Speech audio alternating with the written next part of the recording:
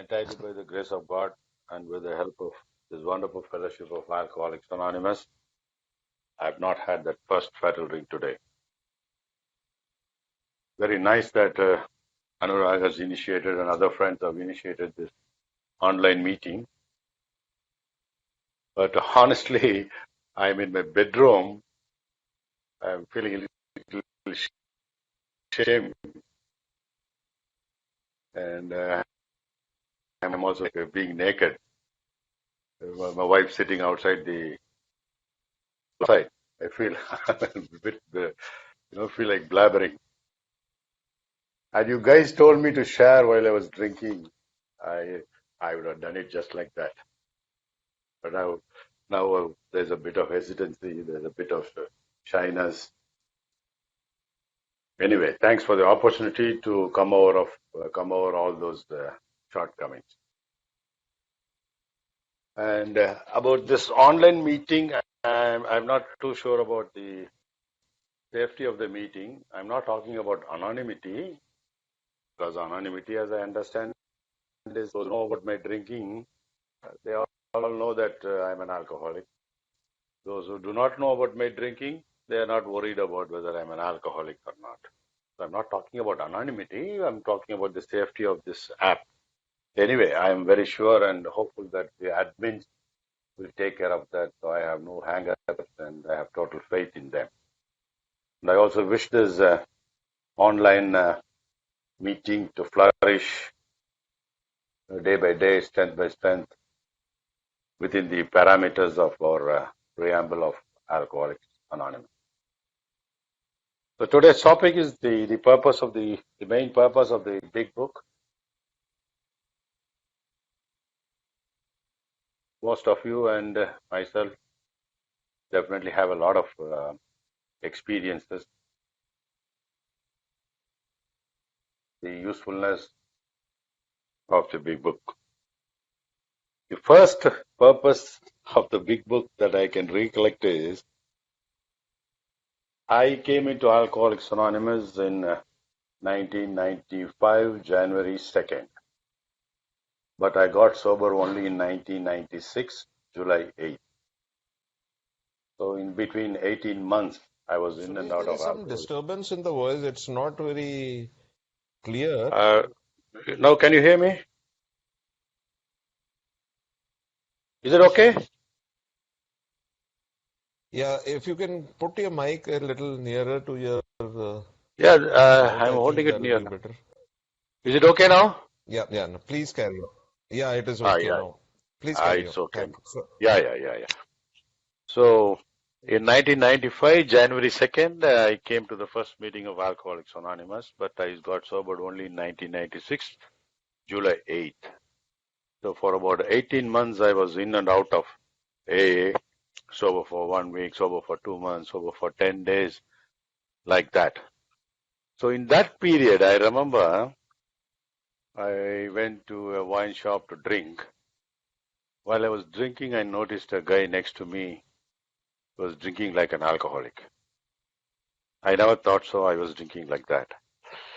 So I developed a conversation with him.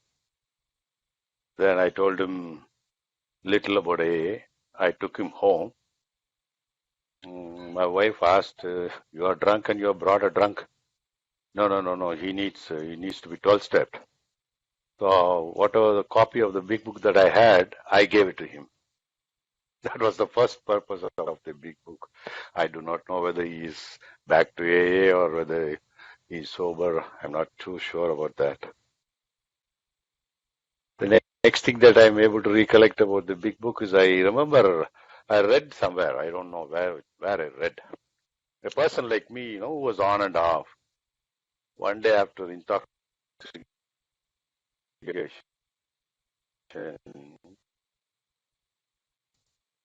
he wanted to step in the prison. So he went to the prison, shared the big book. He was taken to one of the cell. There he found that other person. He said, "I want to read the big book to you." So that person stood up and came near the grill. This fellow introduced himself and he started reading the big book from the page 1. As he was reading, the fellow came closer and closer towards the grill. So this fellow got excited. He thought he's listening more intently. So he was reading with all the enthusiasm. Then finally he finished the big book. Then the inmate said, "Thank you very much, sir. Will you do me a favor, sir?" Our friend asked, "Yes, I will do. Can you read the big book again?" He got more thrilled. Oh, so he started to read the big book again. So from page 1, he started again and he read it fully. After he finished, our friend had a small doubt. Why did this fellow ask to read it again? So he asked him, "Were you so interested that you wanted me to read it again?" "No, sir. First time when you read it, your breath was nice and it was not sufficient. So I asked you to read it again. Now I'm happy, sir." These are the two things that immediately struck me when I wanted to share about this big book. There are a lot of things, a lot of experiences.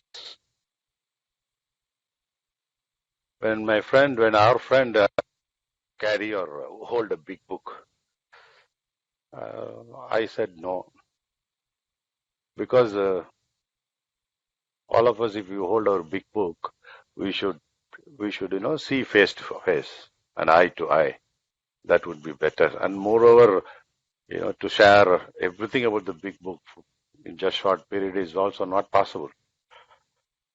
So I thought I will share here and there whatever I can recollect. And I also don't have the big book in front of me. The main purpose of the big book, whatever I can recollect, is that the basic one is I failed utterly in life.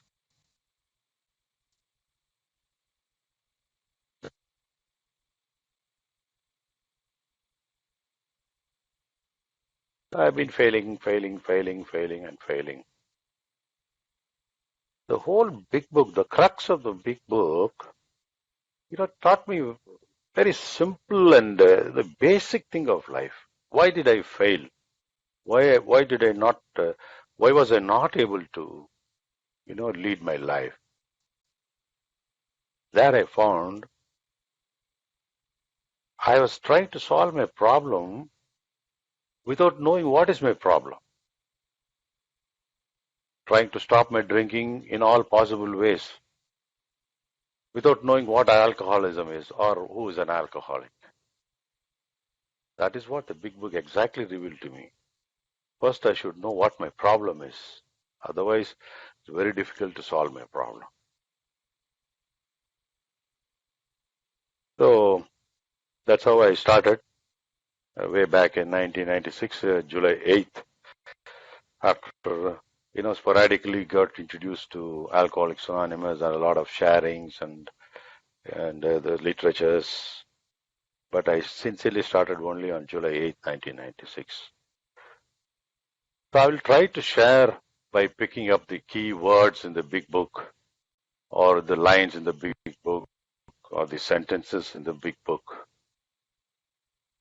The other purpose for not, asking you to hold the big book in your hands is to enable you to read the big book wherever the lines and the key words are formed.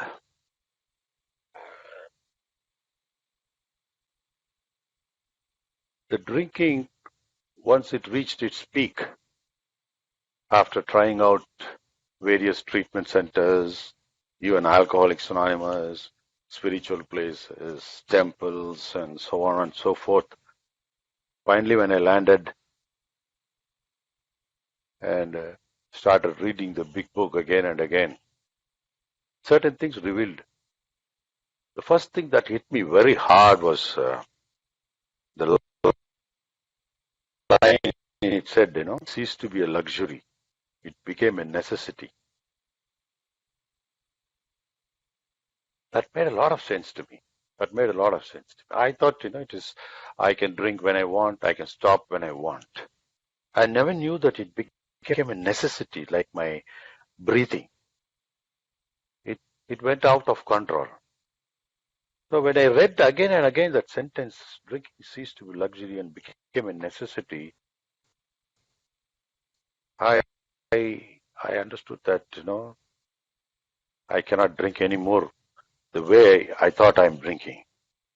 That was the first step that I came across in the big book. The next thing, if I can recollect, there was a sentence in the big book. Without humility and gratitude, sobriety, if any, will be precarious. I thought gratitude as, yes, I understand what is gratitude, I understand what is humility, but I did not understand what it meant, how grateful I should be, how humble I should be to maintain my sobriety. These are the two important ingredients for my sobriety.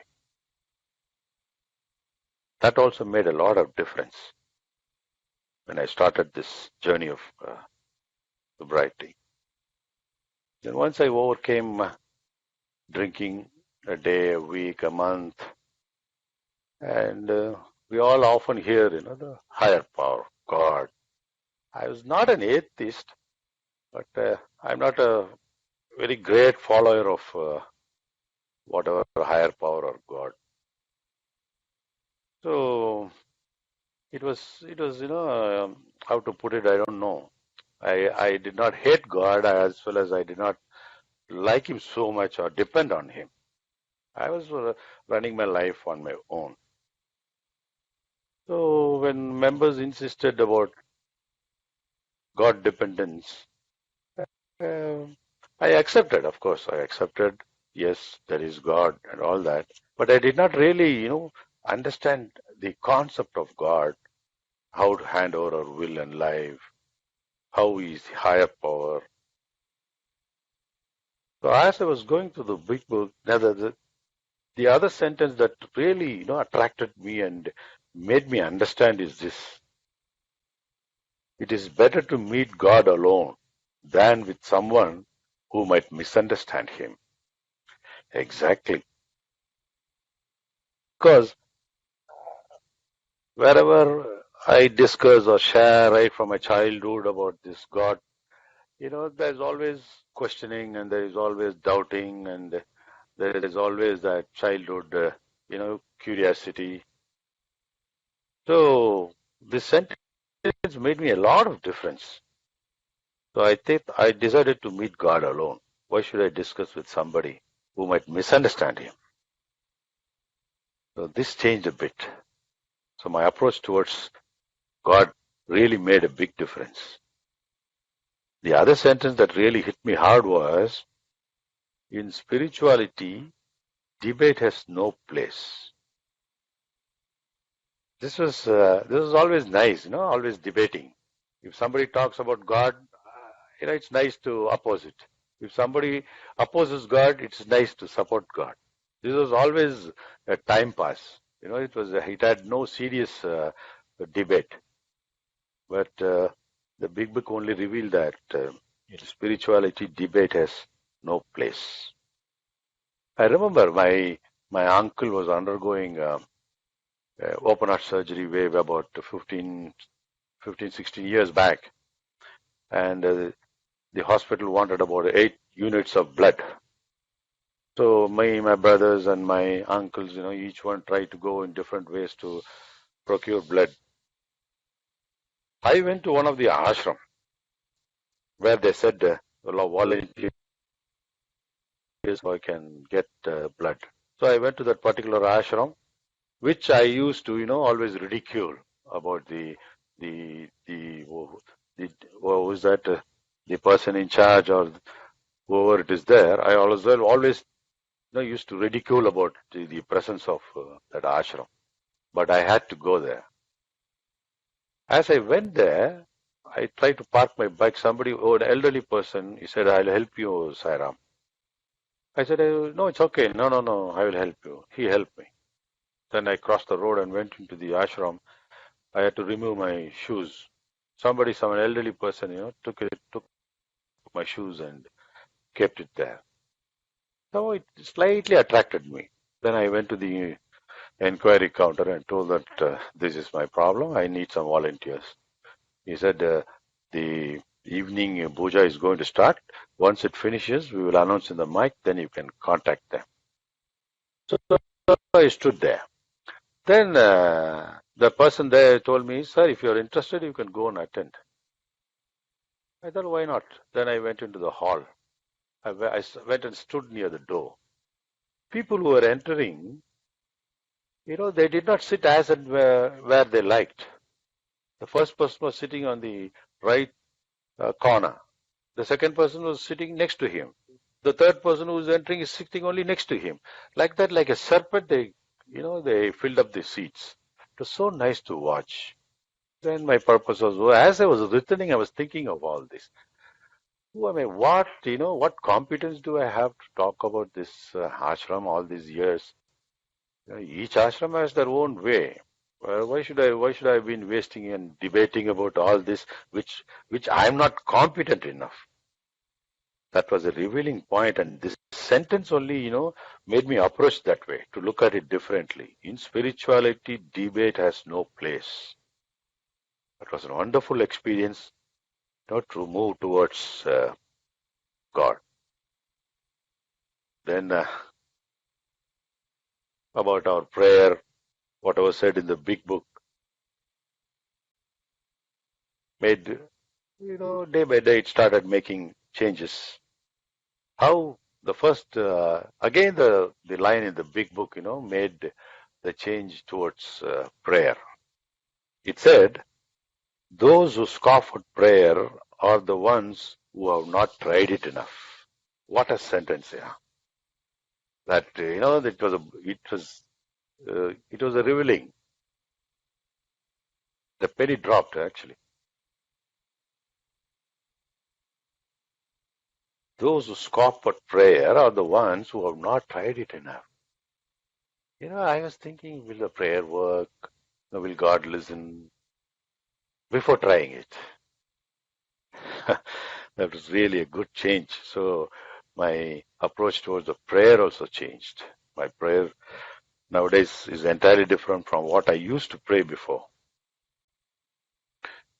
Then again, the lines in the big book, again, help me day by day, one by one. Prayer without faith is useless. Faith without works is dead. There again, did I have faith in prayer? I prayed, of course, after coming into Alcoholics Anonymous and finally stopped drinking. I did pray every day. But was there faith in my prayer? I was not too sure about it. And there was no doubts also. At the same time, about the faith also, I was not too sure. Then they said faith without works is dead. That was a very profound statement. For example, if I pray with faith, 100% faith, that I should not drink today, and I go to the bar, order for a drink, the barman will not say, sir, today you prayed. You have 100% faith. You should not drink. He will not say that. That is when the second line really, made my eyes open. Faith without works is dead. There's no point in having simply faith alone in the program. The faith should be followed by action. That is what is important, which I did not know. I can recollect my younger days when I was in my village, in my mother's village. I don't know how many years old. I was maybe 7, 8 or 9 years. I'm not too sure about that. My uncle and the other cousins took me to the well where they learned swimming. So while standing on top of the well, my uncle told me, you should Open your eyes, should not close after you jump. You should close your mouth, should not drink water. You should flap your hands like this, shake your legs like this. All those instructions he gave me and pushed me into the well. I jumped the well and I could not come up. And later they pulled me out of through the rope which was tied in, towards my hip. Today, when I recollect, he gave me so many instructions to follow. I thought he will do it when after I jumped. I did not realize that I should do it. That is when I understood that, instructions, understanding, believing, faith is not sufficient. It should be followed by action. That is when this program started working. Otherwise, in those 18 months of in and out of AA, I understood the sharing. I surely understood the big book. I also read so many literatures. Nothing was not understandable. Everything was understandable. I read it as a matter of news. I read it as a matter of knowledge. I gathered informations. I did not apply it to me. I did not apply it to my life. So when I went through all these things, when I understood the key words and the lines and the sentences of the big book, only then it started making the big difference. When I was, I think, a second year or so, I went to Cochin on an official training. My training period was about 15 days. So I went there. After the first day's class, after the evening, we all got dressed up, and all the participants, they wanted to go to Ernakulam. Somebody wanted to go by boat. Somebody wanted to go to see the Chinese net. I decided I'll just take a cool off in the evening. Because Fort Cochin, I don't know how many of you visited. It's a fantastic place. Very serene streets, narrow streets like Spain and Portugal culture. So I thought I'll just take a walk. So I was walking through one of those streets. As I was walking, I suddenly found one board, with neon bulb and bright lights. But I could not read what it was written. So I just kept walking. But just before about 50 meters or so, I could read the board, Dolphin Bar. The moment I saw the board Dolphin Bar, it struck me. Oh, I'm going to be here for 15 days. And I've heard sharings also like this. Many people have shared like this. Can I try? No. You are an alcoholic. You are an AA member. You can't drink. Okay, fine. Then I stepped another 2, 3 few steps. Again, that thought struck me. Why not? Yeah, why not a drink? I said, no. So, as I was pacing my steps, I wouldn't say it was craving. It was tickling, It was tickling, and it was, the inner mind was telling you, you coward, can't you handle liquor? What is this? Why are you battling? So likewise. So I was pacing. I was almost coming near the boat, almost near the hotel. Then our friends sharing and things like that, it struck me. Somehow, in God's grace, I think the line that I read in the big book only, struck my mind. It said, in all these situations like this, the defense only should come from a higher power. It struck me then. I said, why not I stand and pray? I stood in the middle of the road because there was no traffic or there was no passers-by, and said the serenity prayer slowly and steadily. After I finished my serenity prayer, I just took one more step. Believe you me or not, in about a minute or so, it started raining. Once it started raining, I had to walk faster, or literally I had to run for shelter. So somehow I found one corner, then I went and stood there. It was raining for about 5 to 7 minutes. Once the rain stopped, then I started walking again. After walking for a minute or so, I thought, hey, where did the thought go? I was thinking 10 minutes ago about what shall we have a drink or not, like that, all those dilemma. The thought vanished. Then I thought of the greatness of this big book, the experiences of our members, the difference should come from higher power. So my approach towards God, my approach towards prayer, all that strengthened day by day, day by day, day by day. Each of the pages, each of the sentences, you know, made a lot of difference. Every time I read the big book, people always share. Every time I read the big book, I find it different. I find it different. I find it improving, improving. Very, very true. Very true. Each time I read, it gives a new dimension of life.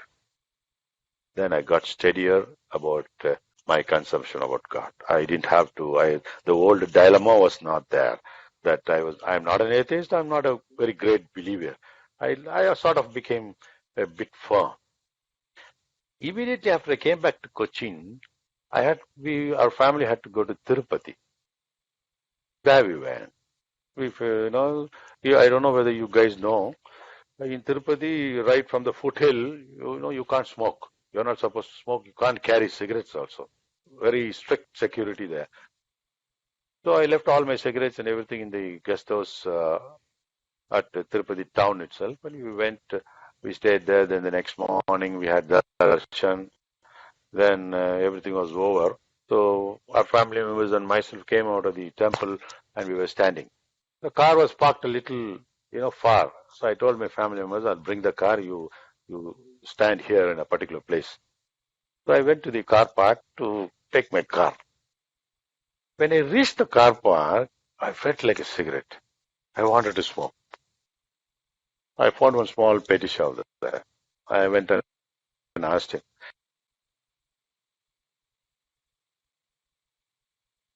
uh, you know, cigarettes? No. He said no. Are any cigarettes available?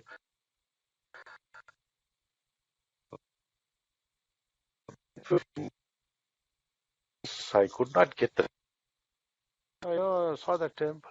I almost, gave a challenge. I almost tested.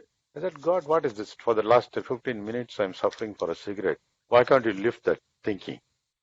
I just, looked at the temple and as without any faith or without any, this thing, I just. Then after a while, I took the car and came back, picked up my family members, and we started to drive down. Believe me, till I reached my home in Chennai, I didn't feel like a smoke at all. Then I said, yo, I have to depend on the higher power. I have to depend on God. I have to listen to Him. I have to obey His principles. I have to, there's no point in arguing with it. There's no point in either I believe or don't believe. These were the experiences through the big book only got enhanced. Otherwise, I don't think so. I would have left to myself. Without the aid of the big book, I would have approached it differently, in a different dimension, where probably nothing could have worked. So I crossed over that stage with a little firm footing. So my problem of alcohol got over. Then, as our big book suggested that we have to depend on a higher power, that also I got over. But life was not very, what you say, not very, very cozy. Life was not very cozy. Then the chapters of the big book, one by one, working with others, into action, how it works, all that. And the fourth step came. Very logically thinking, I thought now almost 2.5 years have gone, and successfully out of drinking one day at a time. And there's not craving, there's not desperate craving or attending meetings regularly and constantly in touch with all the members. Is this necessary? And one of the old timer who is no more now. By now, I think if he was alive, he must have completed about 40 years of sobriety. He shared in one of the meetings. He said, if you want to pour milk into an oil can, it will get spoiled. So first you have to clean the can with water, then with soap, then you have to dry it. Only then, if you pour milk, it will stay. Same thing is with the fourth step. If you try to, swallow good things, spirituality, prayer, God, everything is fine. It's the intention is fine, but it will not stay unless you clean inside.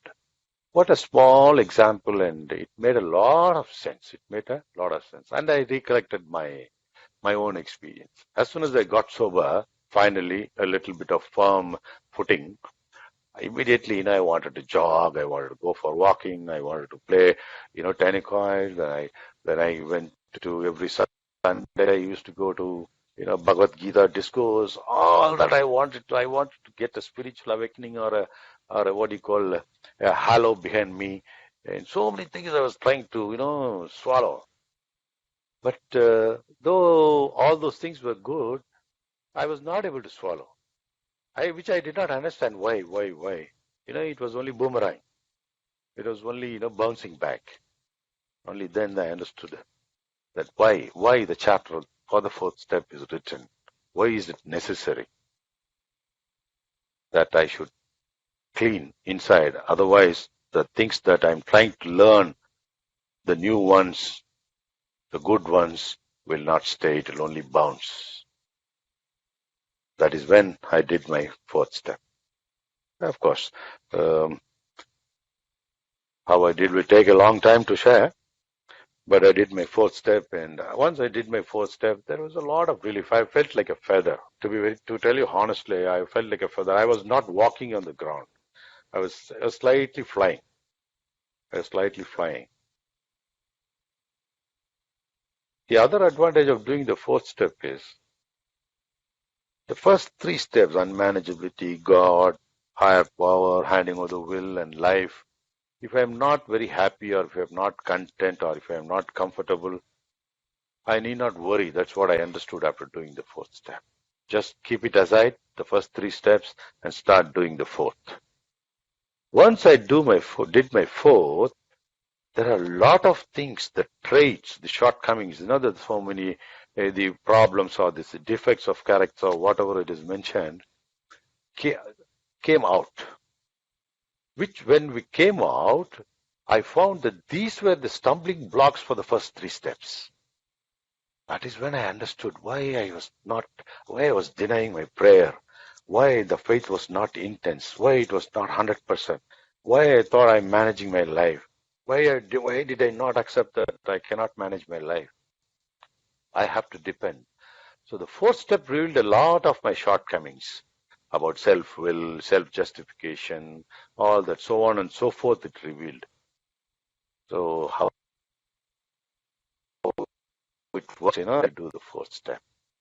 But my humble suggestion is that, fourth step should not be done on my own. It should be definitely done with, not preferably, I would say I did it with a sponsor. So I would only say that we have to do it with the sponsor. That's better. And there are many ways of people I've heard and I've read also of sharing, this is how I did, this is how I did that. There may be so many ways of doing it, but if you ask me, my suggestion is that try to know all those various ways, or try to gather so many ways. But at last, I better do it the big book way.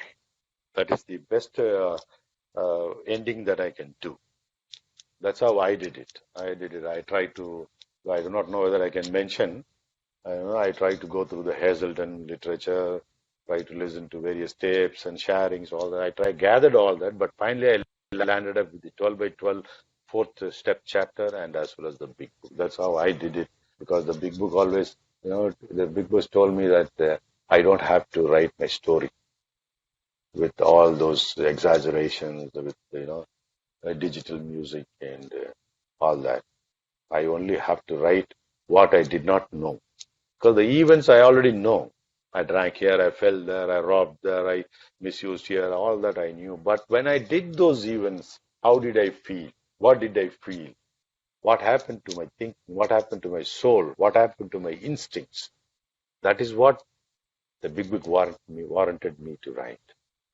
So when I tried to write that way, I found out a lot of my traits coming out, which was blocking the first three steps. And then I became a little comfortable about whatever I share about prayer and spirituality.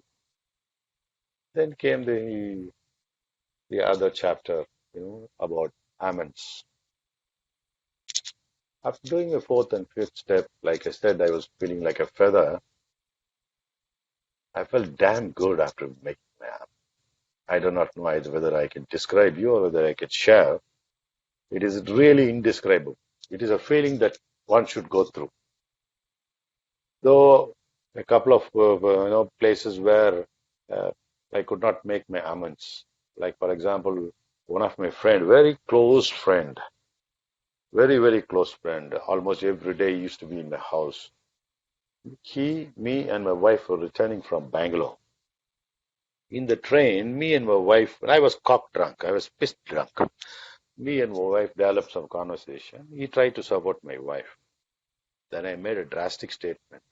What is there? You both have any so and so relationship? You're trying to support him, he's trying to support you.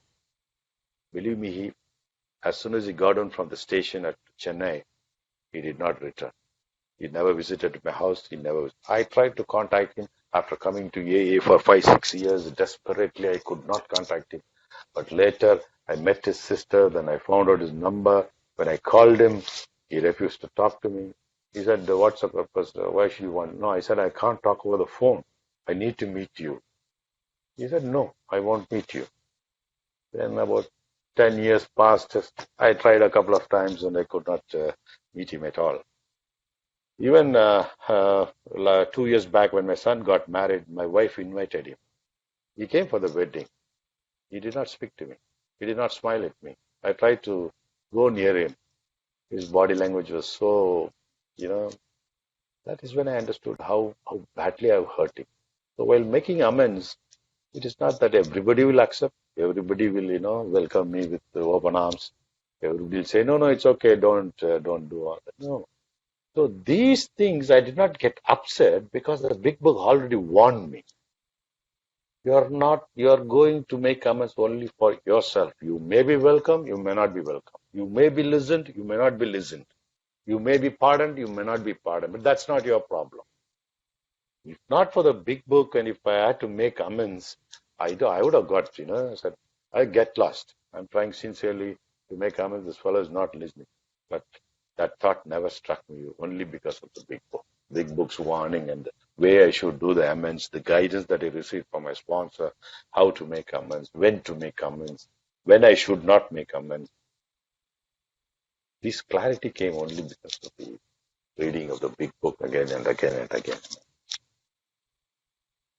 Then I think the time is nearing. That is the reason I didn't want the members to hold the big book, because each page will need each day, to share each one's experience. Everybody has a lot of experience, millions and millions of experiences. So that's why I thought, as and when the thought strikes me, I thought I'll pick up whichever thought that strikes from the big book, I thought I'll share. Then finally, the other chapters, working with others, all helped me. Working with others, it helped me great deal in the beginning. I still remember,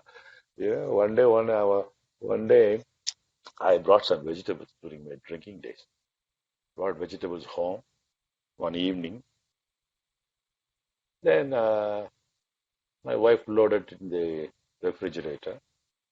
Then I had dinner. I don't remember whether I had dinner or not. Then we slept. Then I got up at 11 or 11:30 in the morning. And as soon as you get up, you feel like a chilled water because of the heavy drinking the previous days. So I went and opened the fridge. I saw the fridge was empty. What is this? Yesterday I brought so much of vegetables. She also loaded the whole fridge is empty now. And I called my wife. I said, what is this nonsense?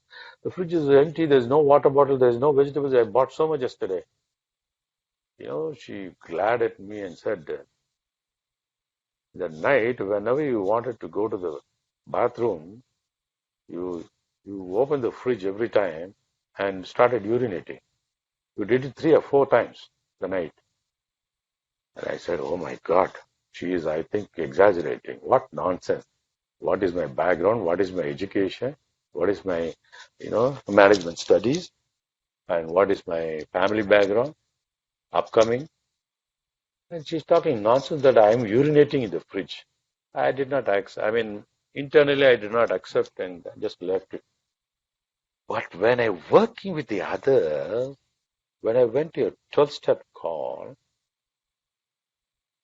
when I was sharing with our prospective member, their family members started sharing similar incidents of what he did. And I thought I actually went into a blackout. I was thinking about my experience. Oh my God, few years back, this is what I did, and my wife told me, and I did not believe it. But only when I went to the 12-step call, only when I worked with the other fellow, I accepted my own deeds. And this is not the only incident. There are many, many incidents which I honestly and deeply accepted only when I did my 12-step job, only when I started working with the others.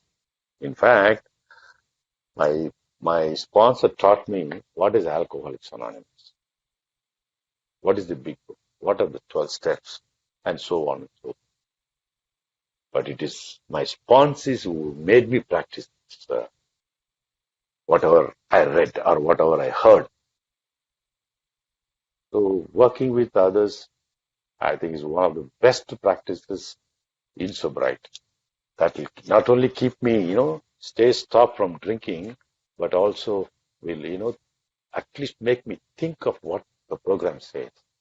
And only when the sponsors approach and ask doubts, I started thinking about it. I started putting it to practice. Why I put it to practice is the big book also again warned. You cannot give anything that you do not have. That is a great, profound statement. So I could not give anything my sponsors when they asked me any doubts or clarification, which I did not have. So I had to procure first. I had to practice first. First, I had to gain it. Only then I could pass it down. So because of my sponsors and working with the other alcoholics, I started to understand the program more and more better. I started to practice more and more in a better way. So these are the few experiences. Maybe if I get a chance next time, maybe I can elaborate on some other experiences by picking up some other keywords that really attracted from the big book. So the main purpose of the big book does not end at all. The topic of the day is the main purpose of the big book. Yes, the purpose of the big book is endless. I don't know. It can serve in any way, and it is endless and keep on serving. Before I just conclude, when I was doing my MBA, there is one subject, personal management. In that, there are two big questions, 20 marks each. The questions were about leadership and ethics. And I scored about 82 marks in that subject. To score 60 or 65 is itself a great achievement as far as the institute goes. But I scored 82. Then some of the members in the institute who could not go through that exam, approached me and said, "How did I prepare all that?" I told them everything. But when I recollected, you believe me or not, about leadership and ethics, I did not write anything from what I studied in the course. I wrote, what was said in the big book, what was said in the aspect, like fault finding and argument should be avoided, like play, let go, let God, like that. First things first. Quoting and relating to the organization, the in conflicts, all that, relating all our whatever said in our big book, I wrote it. Probably the examiner would have thought he would have read so many books, but he would not have read the big book. So he would have thought, where did this guy get all these quotes? So probably because of that, he would have awarded me so much of marks. So the purpose of the main book is, as I tell you, it's endless. I do not know where all it, expands its wings to to make things clearer, better, productive, and useful. Thanks, Anu, and all the other members for letting me share on this platform. Thank you very much.